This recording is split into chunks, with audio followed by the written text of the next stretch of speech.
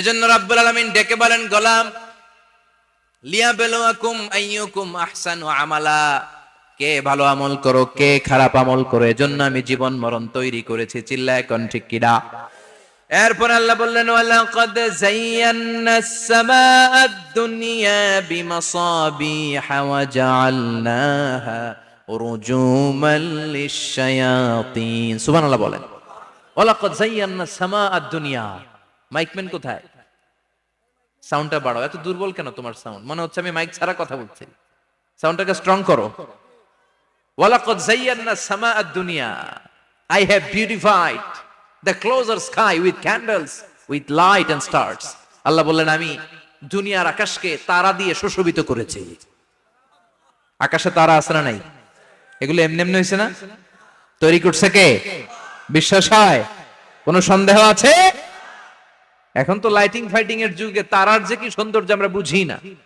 আমরা যখন ছোটবেলা গ্রামে যেতাম, রাতের বেলা তারার মেলা, কি সুন্দর, একটার চেয়ে একটা সুন্দর। শুকতারা, ধ্রুব তারা, সপ্তর্ষি মণ্ডল, 7টা তারার একটা চেইন আছে, চেনেন এগুলো? কি সুন্দর তারা! এগুলো তৈরি করে রেখেছে কে? প্রথম আকাশের মহাশূন্যকে আল্লাহ এই তারকা দিয়ে বিউটিফাই করেছেন। It's a candle. আল্লাহ সাজিয়ে রেখেছেন। আমরা খালি চোখে যেটা দেখি এটা কিন্তু আকাশ না, এটা প্রথম আকাশ নয়। প্রথম আকাশ যে কত দূরে আমেরিকার নাসার বিজ্ঞানীরাও জানে না। খালি চোখে আমরা যা দেখি এটা প্রথম আকাশের মহাশূন্য। এর অনেক অনেক অনেক উপরে প্রথম আকাশ। এরপরে দ্বিতীয় আকাশের মহাশূন্যের স্তর শুরু, এরপরে দ্বিতীয় আকাশ, তারপরে তৃতীয় আকাশের মহাশূন্যের স্তর শুরু, তারপরে তৃতীয় আকাশ। একটার চেয়ে আরেকটা বড়। প্রথম আকাশের চেয়ে দ্বিতীয় আকাশ কত বড় বলি? আপনার হাতের আংটিটা যদি সাহারা মরুভূমিতে আপনি ছুঁড়ে ফেলে দেন, পুরো মরুভূমির তুলনায় আংটি যত ছোট, আল্লাহর দ্বিতীয় আসমানের তুলনায় আল্লাহর প্রথম আসমানটা ঠিক তত ছোট। একটার চেয়ে একটা বড়, একটার চেয়ে একটা বড়। সূর্য দেখে আমরা অবাক হয়ে যাই। 9,30,00,000 মাইল দূরে। এই পৃথিবীর চেয়ে 13 লক্ষ গুণ বড়। এটার সানশাইন, আলো আসতে পৃথিবীতে 8 মিনিট 18 সেকেন্ড লেগে যায়। আমরা মনে করছি সূর্যই বড়। আমরা বসে আছি মাইথার দিয়াতে, তাই না? এই জায়গাটার নাম কি? মাইথার দিয়া। কি খালি এতটুকু প্যান্ডেলের সমান? কত বড় মাইথার দিয়া! এই পুরো মাইথার দিয়া কোন থানায় পড়ছে? দাউদকান্দি। দাউদকান্দি হচ্ছে কুমিল্লার 16টা থানার একটা, ঠিক কিনা? 16 থানা মিলে কুমিল্লার একটা জেলা। এরকম কয়টা জেলা আছে? 64 জেলা।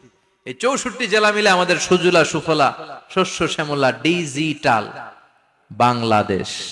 কথা কন। আর বাংলাদেশ হচ্ছে পৃথিবীর সবচাইতে বড় দেশ। হ্যাঁ, 64 জেলা, এরপরে ছোট। যাদের অ্যাটলাস ম্যাপ নিয়ে যাদের ধারণা আছে তারা দেখবেন বাংলাদেশ এই শব্দটা লেখার জায়গাও আমরা পাই না। মানচিত্রে বাংলাদেশ শব্দটা লেখার জায়গা পায় না। বিআরএ উঠে যায় ইন্ডিয়ার উপর, আর ডিএসএ উঠে যায় আবার ইন্ডিয়ার উপর। মাঝখানের 2টা অক্ষর বাংলাদেশের উপরে পড়ে। চিল্লায় বলেন ঠিক কিনা? কত ছোট দেশ। পাশের ইন্ডিয়া 20-25 গুণ বড়।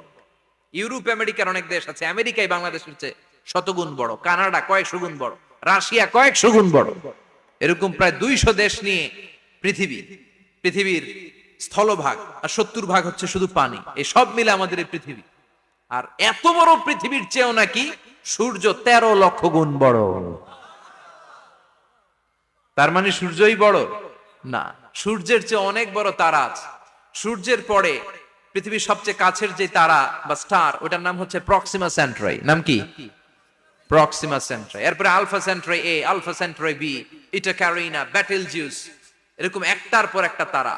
যেই সূর্য পৃথিবীর চেয়ে 13 লক্ষ গুণ বড়, বেটেলজিউস নামে একটা তারা আছে, ওটা সূর্যের চেয়ে 33 কোটি গুণ বড়। তার মানে কি বেটেলজিউসই সবচেয়ে বড় না? ছোট্ট একটা তারা। এই বেটেলজিউসরে খেয়ে ফেলাইতে পারে এরকম 1000 কোটি গুণ বড় সাইজের তারা আছে না নাই? এরকম কয়েক বিলিয়ন তারা নিয়ে আমাদের গ্যালাক্সি গঠিত। আমাদের গ্যালাক্সি, এটার নাম মিল্কি ওয়ে। এটার নাম কি? আমাদের গ্যালাক্সি। এই গ্যালাক্সিতে আমাদের অবস্থান। এরকম কত হাজার কোটি গ্যালাক্সি আছে আমেরিকার নাসার বিজ্ঞানীরাও জানে না।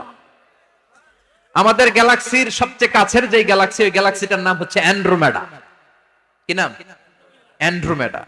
আমাদের গ্যালাক্সি থেকে কেউ যদি কাছের গ্যালাক্সি অ্যান্ড্রোমেডাতে যেতে চায়, তার 2.5 মিলিয়ন লাইট ইয়ার্স সময় লেগে যাবে। কথাটা কঠিন হয়ে গেছে, আমি ভেঙ্গে বলি তারপরে সুবহানাল্লাহ কইবেন। আমাদের গ্যালাক্সির নাম মিল্কি ওয়ে। মিল্কি ওয়ে থেকে যদি কেউ অ্যান্ড্রোমেডাতে যেতে যায় কত সময় লাগবে? 2.5 million light year. Light year মানে আলোক বর্ষ। আলোর গতিতে যদি ছোটা যায় 2.5 মিলিয়ন মানে হচ্ছে প্রায় 25 লক্ষ। তাহলে পৃথিবীতে সবচেয়ে দ্রুতগামী যে বিষয়টা আবিষ্কৃত হয়েছে সেটা হচ্ছে আলো। এই যে লাইট মারলে যে ছোটে, এই লাইট প্রতি সেকেন্ডে 1,86,000 মাইল বেগে ছুটতে পারে। 1 মিনিটে না, 1 ঘন্টায় না, 1 মিনিটে না, 1 সেকেন্ডে আলো চলে যায় কয় মাইল?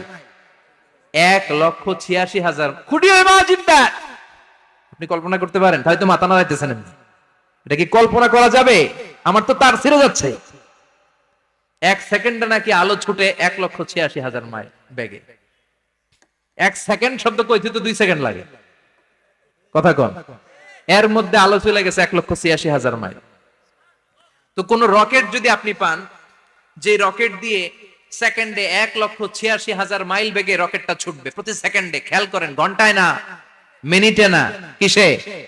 সেকেন্ডে। যে রকেটটা সেকেন্ডে 1,86,000 মাইল বেগে ছুটবে, ওই রকেটটা দিয়ে আমাদের গ্যালাক্সি থেকে আমাদের পাশের গ্যালাক্সি অ্যান্ড্রোমেডাতে পৌঁছতে আপনার 25 লক্ষ বছর লেগে যাবে।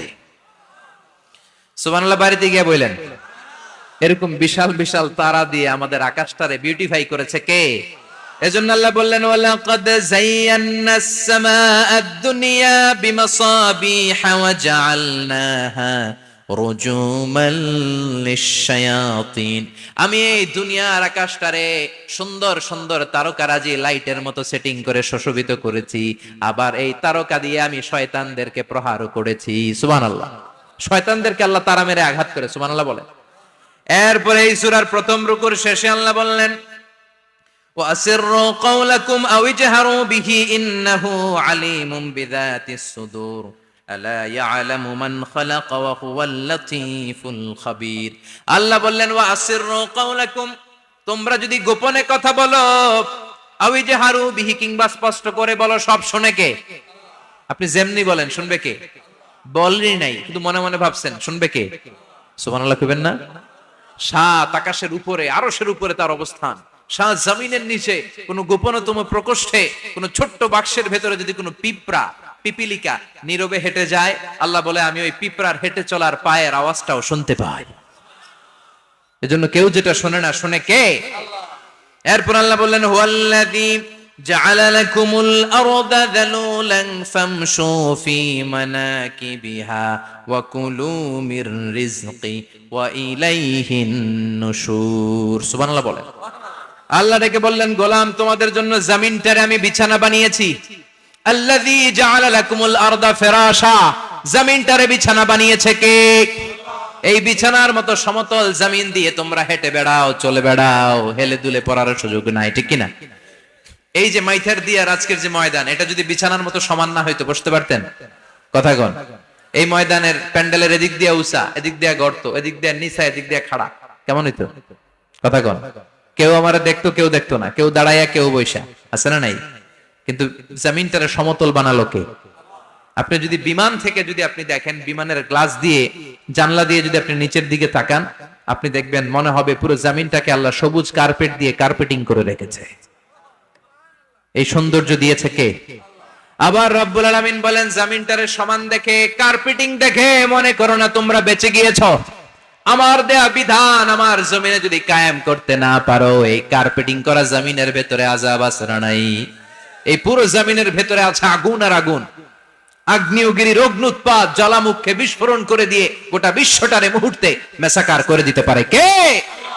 এজন্য আল্লাহ ডেকে বললেন, গোলাম, আমিনতুম মান ফিস সামাই আন ইয়াখসিফা বিকুমুল আরদা ফাইযা হিয়া তামুর। তোমরা কি ভেবেছো নাকি বেঁচে যাবা? আমি চাইলেই পুরো জমিনটারে কাঁপিয়ে দিতে পারি।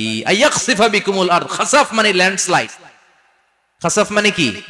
ল্যান্ডস্লাইড, ভূমিধস, ভূকম্পন, আর্থকোয়েক, আছে না নাই? বাংলাদেশে তো ভূমিকম্প হয় না, না? টের পাইছেন? মাঝে মাঝে মাঝরাতে হয় না? 3টার দিকে নিজেই দৌড় দিব না বাচ্চারা লইয়া দৌড় দিব, লুঙ্গি পইরা দৌড় দিব না লুঙ্গি ছাড়া দৌড়াম? কথা কম। এই ভূমিকম্প আছে না নাই? আল্লাহ বলে মনে করো না জমিনটা সমতল, কার্পেটিং করে দিয়েছি, এই কার্পেটিং এর ভিতরেও আগুনের দলা আছে না নাই? আবার আল্লাহ বললেন আমিন তুমান ফিস সামাই আইয়ুরসিলা আলাইকুম হাসিবা, নিচে যেমনি কার্পেটিং করা জমিনের ভেতরে অগ্নুৎপাত রেখে দিয়েছি, মাথার উপর থেকে আযাব দেওয়ার সুযোগ আছে না নাই?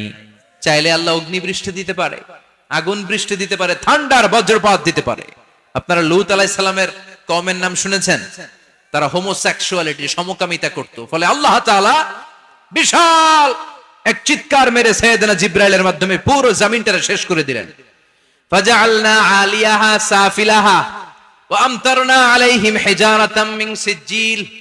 তাদের অপকর্মের কারণে জর্ডানের ওই এলাকাটাকে আল্লাহ বললেন জিবরাইল এলাকাটারে হাতে তুলে নে, আকাশের উপরে তুলে পুরো এলাকা সহ মানুষ সহ জমিনের মধ্যে গেড়ে দে।